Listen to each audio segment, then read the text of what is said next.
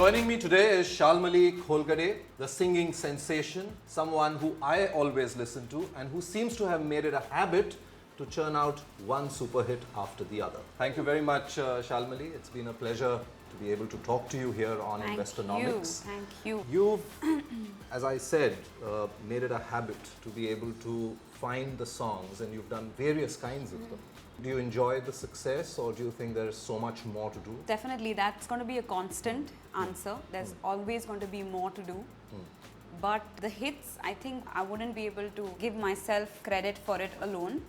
Because there's a whole team of people involved in making a hit, starting from the composer and who he chooses on his songs. So I think I've met the perfect people who've given me the perfect opportunities and then made gold out of the songs that have turned out to be hits. You're being very modest. No, I'm just being very honest. It's a lot to do with your effort as well, and the great voice that you possess and how you worked at it. And in fact, while I was researching on your life story, you're some kind of a child prodigy, isn't it? You started at 8, learning from your mother. I'm not being modest, but I think a lot of people start at that age, and I think, my mom says that 7 or 8 is the perfect age to start teaching a child something, so that he or she is at an age where he understands and may create a liking for it or not. Anything below that, I feel, is too early to start learning any kind of art. So yes, I started also around that age, but music has been at home since my mom taught music, etc. Generally, and did it happen to you because she was teaching music, or do you think that you would have, in any case, even if that influence wasn't there, perhaps gravitated to that? Were you, even at that age, very fond of singing? What was it? Was it a passion even back then? I think my parents knew that I have a liking for music because it's something that has been around. In my family, a lot of people do sing. Either they sing excellently or they just like to listen to good music. But my mother believes that because she went to her music class till she was 8 months pregnant with me, I started, you know, and I feel somewhere that prenatal thing does play a part. Yes. I would owe my musical interest #1 to my mother. Tell me a little about your younger years. If I understand right, your father's at IIT.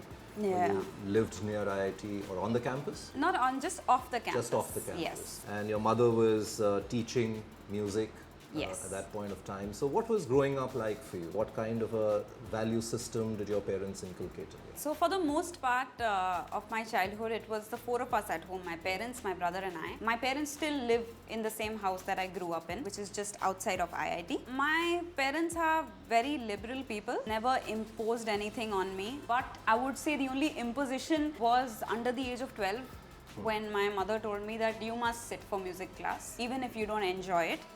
Just because I think at this age you don't really clearly know what is good for you and what is not. Understandable, logical. I said, okay, I will sit for music class, and I did not enjoy sitting for music class. You didn't? I didn't. My mother would make us sit in a circle, and the first 45 minutes of class, which was just warming up and doing the drill as such, was something that I used to get bored doing. But it was essential for me to do that because I think it helps later. And that is only now that I realize that it helps. At that same time, my brother, who is 8 years older than I am, listened to very different kind of music. And for some reason, he was never supposed to sit for music class, by the way. Was it because they saw talent in you, which they didn't see? He possesses an equal talent.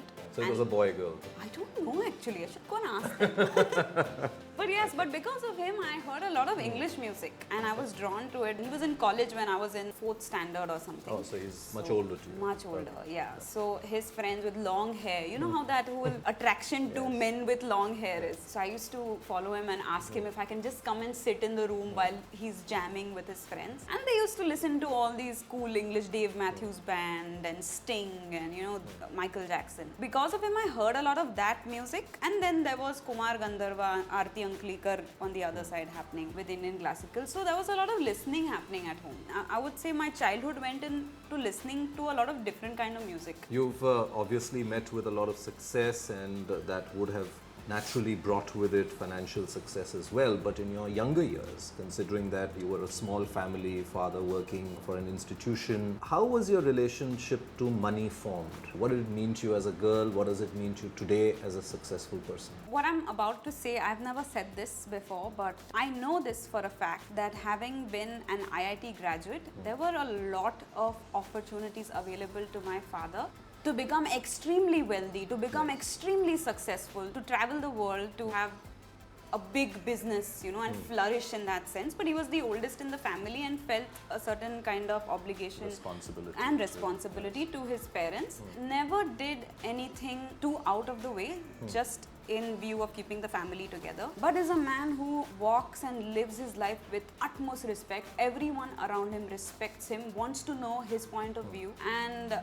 is very, very conservative when it comes to spending money. Is great sometimes, I feel, but is completely unacceptable to me at some times. Because till today, he will not want to go out to have, a dinner with his family. And he wants to just eat at home and eat khichdi, and at the most he'll make scrambled eggs. But, he's from that school of thought. And I feel like I grew up in that environment, but for some reason, I have never adopted that way of living. Even when I wasn't as successful, when I did my first job, when I used to sing Friday, Saturday, Sunday. And in a month, I used to make around 10 to 12,000 rupees. That was my first earning. And not that I had to pay rent with that money or any of that, but I was blowing it up. No, I was not going shopping, but I never had a thought in my mind that I should be saving, I should not be doing this, I should not be doing that. I knew that my parents are conservative. I don't know how that split happened, but yes, if you ask me about how I have viewed money as a child, it's a question mark, because I had no pressures. You were pretty much taken care of. Correct. But at that stage in your life, you resisted the frugal living. And maybe therefore, when you started earning, you wanted to spend. Did you save at all? Yeah.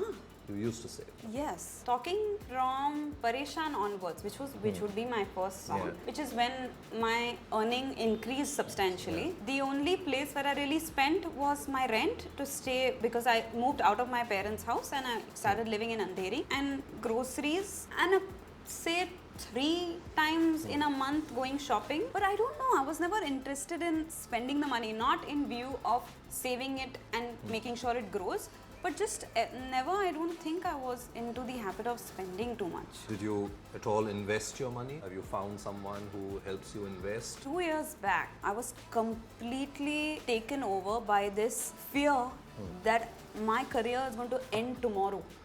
And in case it does, what am I falling back on? And I was just, kya hoga? And I just sat down and I thought that, okay, this is what I have.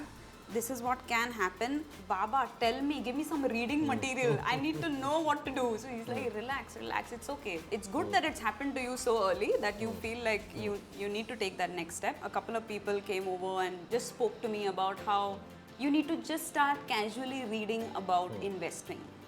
And simple things. So I started subscribing to a magazine, which would give me very, very complicated articles, which how a layman doesn't understand, but you're still force reading it to sort of at least understand a little post that. So I think I started taking interest in investment 2 years back, and then I realized that one, there is very little I can do, because it's too involved a topic for you to know everything about unless you're in that profession. But to have someone advising you what to do with the money that you have is extremely essential. Having said that, I didn't employ anyone as my wealth managers until very recently. But yes, I did start thinking about it 2 years back. Will you now start watching Investonomix? Yes, I will. Most definitely. I was reading that you're very fond of fitness. You've already run half marathons. Not yet. I am training to. And that's something you are very passionate about as well, fitness, health. Did it come naturally, or once you got into the big league and the stresses that came with it, is that what prompted you? My sister-in-law is a big influence on me.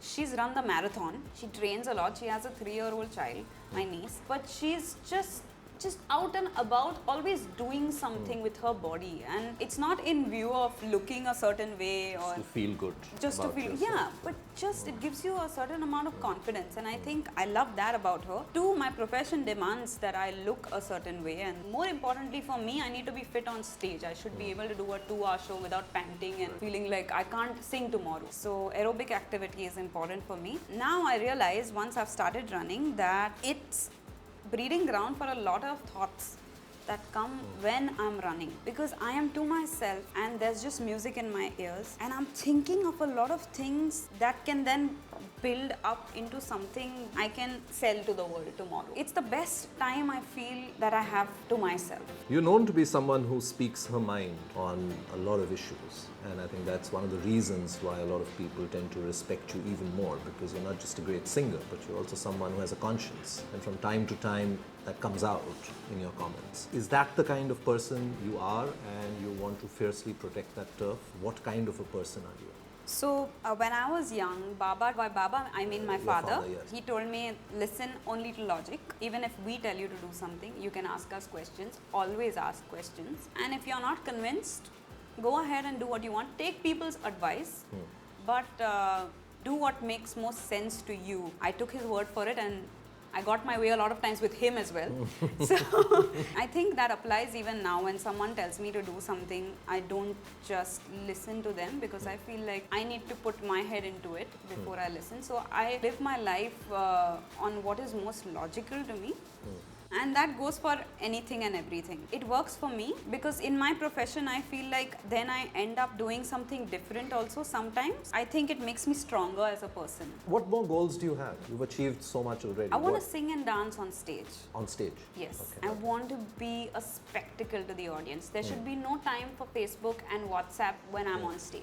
So that's my dream, that's my goal. And I need to be really extra disciplined for that to actually happen. You've been doing multiple languages, I think 7 or 8 if I'm not mistaken, right? Or maybe more. Yeah, around that much. Around that much. Yes. So the playback singing piece you're saying will continue, and you want to evolve into doing your own stage thing. Because I think that I am a performer. So when you put me on stage, I will entertain. Even if I have nothing to entertain with, I will talk my way through it. So I know that my forte lies on stage, and I need to build on that and make that my selling point. 20 years from now, where do you see yourself? Wow. If it happens well. Have you gotten over the paranoia, by the way? Are you okay now that somewhat. You're on the right track? You don't worry that much, I hope. I don't worry as much, but there's a different kind of worry that has set in. Which is? Are you going forward at all? Then I have to sit myself down and think, how was I singing 4 years back and how am I singing now? And what do you want to be doing in the next 5 years? And then I feel like, okay, at least I sing those songs better now. You know? Do you tend to be fairly critical? Self-critical person? Set the bar too high for yourself? I don't know if the bar is too high or I don't know what it is, but every time I compose a song, I never wake up to it liking it. So if in that rare case that I do like the song that I've composed last night, I feel like, thank you God, maybe there is a composer in me. Well, all I can tell you is that a very large section of our country and our people love what you do. Thank you. And I think you're on the right track. What can I make you sing? Lat lag gayi? Sure. दिल जीते या मैं जीतूं, देखोगी देखेगा तू, लो दिल से शरत लग गई, मुझे तो तेरी लत लग गई, ज़माना कहे लत लग गई, मुझे तो तेरी लत